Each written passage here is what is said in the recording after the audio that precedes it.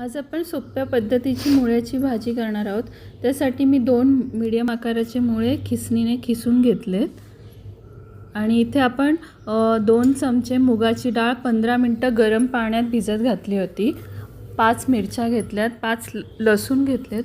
आता मिरची आणि लसूणची आपण मिक्सरमध्ये पेस्ट करणार आहोत। आपले लोखंडाचा तवा गरम झाला आहे, त्याच्यामध्ये आपण तेल घातले, मोहरी, हिरवी मिरची आणि लसणाची पेस्ट मिक्स करायचं हे सर्व चांगलं।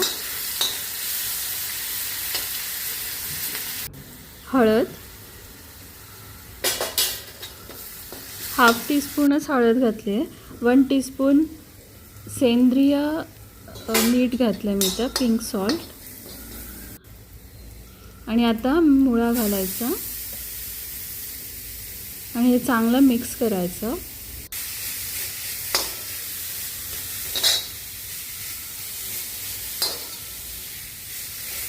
आता आपण यामध्ये 15 मिनिटं गरम पाण्यात भिजत घातलेली मुगाची डाळ घालायची,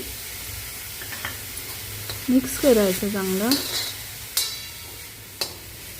थोडं 2-3 मिनिटं असंच परतत राहायचं स्लो गॅसवर।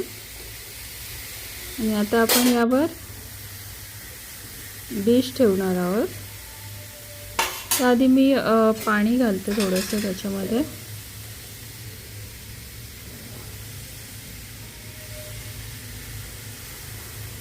थोडंसंच पाणी शिंपडलं आपण त्या मिक्सरमध्येच वाटलेलं ह्याच्यात। आता याच्यावर आपण डिश ठेवायची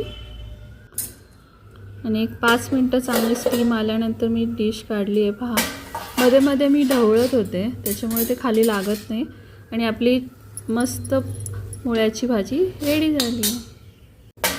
रेसिपी आवडली असेल तर माझ्या चॅनलला सबस्क्राईब करा आणि बाजूची बेल आयकॉन प्रेस करा आणि लाईक करा आणि शेअर करा। Bye bye.